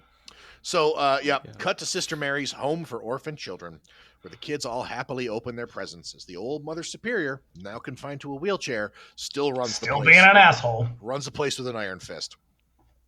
So, now the sheriff dispatches all the deputies out to the home. And listen, the number of orphans in this place, it has doubled since before. There's an epidemic of Santa pretty Claus. Crowded. Santa Claus murderers just killing parents. So the kids let out to play. Don't we still have orphanages? Is that a thing? Oh, yeah, dude. Where else? When I lived in Portsmouth, there was the orphanage that was right behind the place that I lived last place I lived there. I'm trying to picture where that was. It's the Chase home. Oh, I didn't know you lived over that way. Yeah. All right. And they were always out causing trouble in the yard. Orphans. Oh, man. It's just surly children. Troublemakers, one and all. So, they all watch happily as a man in a Santa suit approaches. The cops get there just in time to shoot him dead in front of the happy children. This has such a stop, he's already dead vibe. This is the best / worst. Yeah, because what they do is the Santa Claus is between the cops and the children, and the cops just open fire. That part was pretty realistic. Yeah, I gotta say. Well, this is how you stop a bad Santa with a gun. With a good Santa. Yep. So it's we find out that it's not Billy; it's a deaf priest who always comes to visit the kids. So which I think. It really, like, come on, guys. Oh, he's deaf. Of course he wouldn't have heard them. It's like the delivery is so... That alone, though, is like, you're going to protest this. That is the fucking line. You're going to protest this movie. Yeah. So inside the orphanage, the cop, facing no consequences for pulling a Ben Tramer, warns the Mother Superior that the killer could still be on his way. And then she assures him with grim prescience that no one will get in who doesn't belong there. Well, she is wrong. She's wrong about that. Because she is a big talk from from that wheelchair over there. Yeah, she's an elderly woman in a wheelchair. What is she going to fucking do? So the cop, now stalking the ground looking for Billy, finds his way down into an old furnace shed and finds nothing, in a scene that is just pure time killing. But upon emerging from it, I think the reason they do it is I watched the documentary on the Blu-ray. And I think when they found this orphanage in the middle of nowhere, they found the shed. They found the thing out back, and they were like, "Well, we're obviously using we have to use it." That's what I thought. Yeah. So there's a great POV shot from there too. Mm-hmm. They really take advantage of. It is a great horror movie location. Yeah. And I'll give it to him. It definitely does build a little bit of tension. But upon emerging from it, he finds Billy putting an axe right in the old stomach. Yep. And that cop looks familiar to me for some reason, and I don't know why. For a while, I'm I was going to guess some television show in the 80s, just like every other person in this movie. Jesus Christ, it's got to be. He was probably on the fucking A-Team or something. But yeah, so now Billy makes his way to the orphanage as the children joylessly sing Christmas songs. And also out of sync. Whatever they're singing is not what's playing. Yeah. So seeing Santa at the door, they helpfully let him in. And contrary to what that lady in the wheelchair just said, these kids are actually going to just invite him right in. To which I say, that's how you get murdered, children. Yeah, they're hosts to mayhem. So now he faces But they recognize Billy, right? They knew who he was, right? That's why they let him in. Even if you don't, I think they recognize Santa Claus, but it's like, even if you recognize Santa Claus, he is one gnarly, fucked up Santa Claus. Like, it would be like, hey, I'm going to go let this dog in that's foaming at the mouth and its fur is all matted and gross. Like, you need to be able to recognize something's wrong here. Yeah, sure. And if you can't, that's how you get killed by Santa Claus. Right, and Ricky, that's how you learn, children. His brother Ricky is in this scene and does not seem to recognize him. And we forget all about Ricky, too. Oh, yeah, Ricky vanishes. Barely... You won't need him until later. No, we'll just need him in he comes in handy later. Yeah. He now faces the Mother Superior, who declares to the children that he's not Santa Claus and that there is no Santa Claus, which drives Billy to declare her naughty. You know, maybe she should have said that 15 fucking years ago, and we could have solved this problem before it happened. I mean, she softened in her old age. That was part of that was a subtext too there too. Well, she didn't though, because she's like, "Why aren't they grateful for their presents?" And it's like, "God damn, woman, have you learned nothing?" Yep. So as he's about to, you just shot a deaf priest outside. It's kind of your fault. Yep. He's about to hack her up and end her reign of terror. The sheriff shows up and shoots him again in front of all these kids. One missed shot. We're looking at a different kind of Christmas tragedy. Trauma begets more trauma. Break the cycle. Now they all are Billy's. So, so as he lays turns out the whole movie is a metaphor for the 1980s. So as he lays dying at Sister Margaret's feet, he declares, "Santa's gone."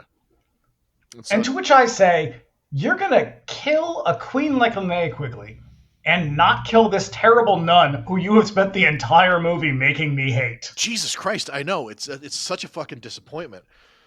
But the axe now lays at his brother's Ricky's feet, who glares at Mother Superior and says, "Naughty."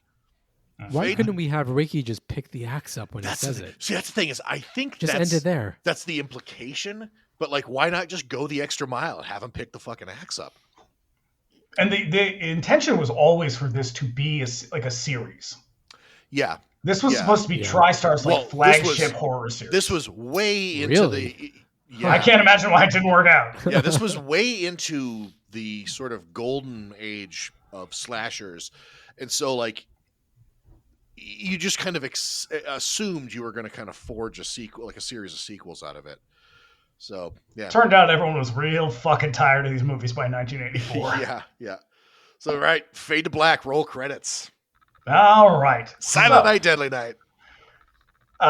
So, Joe, we watch these movies. One of the reasons we watch these movies now and talk about them is because we watched them so long ago, and now we're wondering, what are they like today? My question for you is, how does this hold up today? It holds up like a guy with Christmas lights around his neck being dangled in the air. That's to say great. That's to say spectacularly. It's funny because in some ways it was like different and maybe even better than I remembered. In other ways, it was so much worse. It's technically a movie, right? I think. But I don't. I mean, the runtime suggests yes. The runtime suggests it's a movie. I don't know. I mean, it's so goofy and so hokey and so tonally bouncy that I can only think that the people making the movie thought they were making a better movie than what was actually the end result. It doesn't feel like they're in on the joke. It feels like they just didn't know what the movie. I mean, maybe you know more than I do because I haven't seen the documentary, but the sense that I got was that they thought they were making a serious movie and the result instead was this. Which is weird because the opposite is true. They are very much in on the joke. The opposite is Yeah. true. Okay, so they thought they were making a. They knew what they were schlocky- making. Yeah, Interesting. they were pretty into it. Yeah. Yeah. Interesting. Yeah. Big Red, what about you? What do you got? I got to tell you, I just watching it these last couple of days, I definitely have a sort of renewed appreciation for it for a really long time. And I think it's just thematically, Christmas doesn't really do much for me as, in a horror context. What are you talking about? The hopes and dreams of children. I love You're to going see to dash them too? I love to see You him smash. have them, and you're just going to smash those hopes. I love to see him smashed against the rocks. Don't get me wrong. But yeah, something. Wait, the children or the hopes and dreams? Both are biblical, so it's fine. I'll leave it up to you guys. The something about just Christmas as a horror movie device does not do anything for me. In spite of the fact that I do like this movie a lot, and I love Christmas Evil is the one I was trying to think of. I love Christmas Evil. That's an entirely different kind of deranged. That's because you like Fiona Apple's dad a lot. I think he's great. But yeah, no. This one definitely grew on me, and it's like you said earlier, Joe. Like, it's not one that I seek out. You know, like I would not go out of my way to watch this movie, but I think going forward, I could probably see this as like a Christmas movie staple for me. Like, just to it's got rewatchability because there's something about it that I think you could revisit it and just have it on and sort of giggle at it. Yeah. It's very silly. I think with the exception of the beginning, it does not take itself terribly seriously. I appreciate the hell out of that.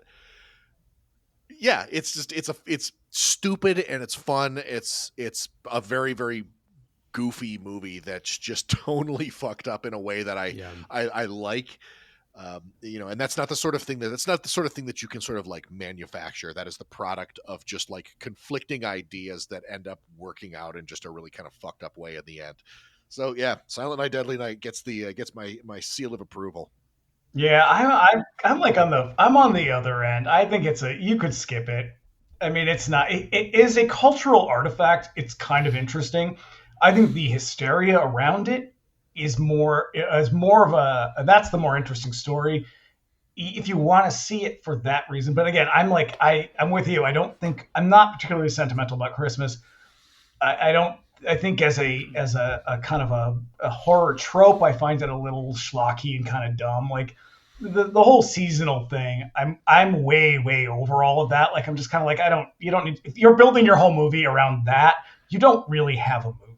No. That's you have a marketing campaign. That's very clearly a product of the time, and even by 1984, these guys were kind of running late on that way. Like, the and they admit that they basically say like they were all gone. We didn't have anything left to choose from. It's like then you could have just made another movie. Yeah, you didn't have to make a movie. It could have been set in winter. It didn't have to be a Christmas movie necessarily. And that's actually the argument that a lot of the critics made was like, you didn't have to make this about Christmas. You could have just made this about anything. The Christmas is kind of incidental, to which I say, is it? Because the whole point of his rampage is punish because of trauma, because of Santa Claus, because of dollars. Right. Like, but I think it's like, it's an interesting artifact. It is so much a product of its time, right down to the sort of moral panic and kind of outrage, that kind of silent majority outrage. But like as a movie, you can skip it. It's there's not much there. Do the filmmakers account for that strangeness in tone, the sort of like sleaziness of the opening, and which is that sleazy / the juxtaposition of the sleazy with like the serious trauma, and then the rest of the movie being so goofy? Like, what is that like? They don't, and I imagine that some of this has to do with changing directors back and forth. Is that you've got one guy making most of the movie, and then when it comes to these violent scenes, you have another guy coming in who gets what's going on. Like, I think to be able to come in, step in and do that adeptly, it takes a lot of skill, and you don't feel like you don't feel any kind of tension throughout the movie, but it is very noticeable in tone, because it's like you have a kind of tongue-in-cheek tone throughout this whole movie, except every once in a while when it's like, oh God. And that, there really is no accounting for that other than to say like, this is someone else stepping in to do this part. It's kind of like when you watch, there's, was Stephen King's It, that movie. That there are parts of that movie where you're like, wow, how come some of this movie is really good and the rest of it is complete garbage? And it's like, oh, because other people stepped in to shoot certain parts of the movie. Yeah. And you can feel that here. And that's probably what it is. I think also that it's made by, for a movie that is made by, I'm going to assume straight men, it's missing a lot of tropes that you would expect to find in movies like this. But there are some things where I think they do sort of fall into those traps. And a lot of that is around sexual violence. Yeah. So it's not that surprising, but it's like, I don't really know if there's much of an explanation. It's a real half-hearted attempt at a movie where it's like, hey, we have kind of an idea. And they even openly admit that. They were like, this, because the story came from a senior at Harvard who sent it to the guy who ended up writing the movie, or one of the producers, and the other guy who wrote the movie. And so they were like, well, it had sort of a core concept that we liked. It's like, all right, so you kind of took a dumb idea and ran with it, and you just kind of kept it dumb. Yeah. Except for every now and then where you couldn't help but lean in to the worst parts of it. But yeah, I don't know. There's not much here. It's fun to watch. I think if you showed this to younger people now, they'd be like, I don't get it. What is this? Which is probably why you see this new sort of slew of movies where they're like, well, it's Krampus and it's all this, what's that one I just watched? It's a Wonderful Knife, where like everyone's like, it's so good. I got halfway through that movie and was like, no, it's not. I'm done. But I think if you showed this to younger people, they'd be like, I don't get it. What's funny about this? Like, well, the whole fucking thing is funny because it's dumb and sleazy and really goofy, but I don't know that works now because a lot of the goofiness comes from the sleaziness, and sleazy just doesn't work as a thing anymore. Yeah, you definitely can't get away with that anymore. I think go with Black Christmas because you can't go wrong there. Yeah. Speaking of Black Christmas, what's our next movie? In 2 weeks, we will be back, and because the time has come for my all-time favorite movie, we're watching Black Christmas. Yep. The greatest slasher ever made. The greatest film ever made. That's so great. It is my favorite movie ever. Yep. I'm really looking forward to this one. I have a feeling that this is going to be another like big love letter. Yeah, guess what, everybody? I know a lot about this movie. More than anyone should. Yep. So, Joe, thank you so much for joining us. Thanks for having me. This was so much fun. I was so happy to revisit this this artifact, as you so lovingly refer to it. Oh, I thought you were going to say classic. By the way, one of the things that I remember is, for some reason at the video store, the VHS box was enormous for this movie. Yes, it was. It was so big. They only did that for some movies, and this was one of them. It was huge. Yeah, I didn't know why. Oh yeah, so strange. The big box trend was a Charles Band invention, and the whole reason for it was they stood off the shelf. Yeah, because you would slide it out of the tray, and it had an inner tray that it laid in, and the tray itself was bigger. See, I wouldn't have known that because back then you couldn't take them out, but you didn't take it home. You got it in the. Okay, that's interesting because it really stood out. The hat and the axe, and it was so big and just. Yep. Oh yeah, we did not even really mention the poster. The poster is fucking iconic. It is very good. Yeah. But where can everybody find you? Mm-hmm. Well, you can find the book. It Came from the Closet: Queer Reflections on Horror, published by Feminist Press. It's 25 queer and trans writers writing personal essays about one particular horror film that shaped them and shook them and connects to queer identity. We published a year ago through Feminist Press. It was republished in the UK through Sarabande Books in UK and Ireland this past June. We're very excited about that. And you can find me on Instagram at It Came From the Closet, 1 underscore under each word, because that's somebody else had the other full name. Hate when that happens. And you can also find me on Twitter/X. I said that with an eye roll. At Homo Horror, HOMOHORROR. But Instagram's the happier place. That sounds like leftist propaganda. But yes, but do check out It Came From the Closet. You can get it at feministpress.org or any place where you buy books. It's everywhere.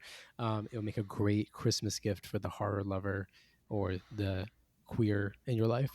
I'm gonna give it a both. huge endorsement. I am currently reading it, not as fast as I would normally, but it's Christmas, so shut up. It is a fantastic collection, and I Thank definitely you. think everybody. Well, that's everybody the should beauty check of it a out. collection like that. You can bounce around. You can take as long as you need to read it because the essays can Thank be quite God. heavy. So, yeah. Thank you guys for having me. This was a real treat. I really appreciate it. Your podcast is great. It's been a real joy to discover it and to listen to it. I'm so glad to hear that. and Thank you see so it much. expand. Yeah. Thank you. All right. So be back here in 2 weeks for Black Christmas. Can't wait.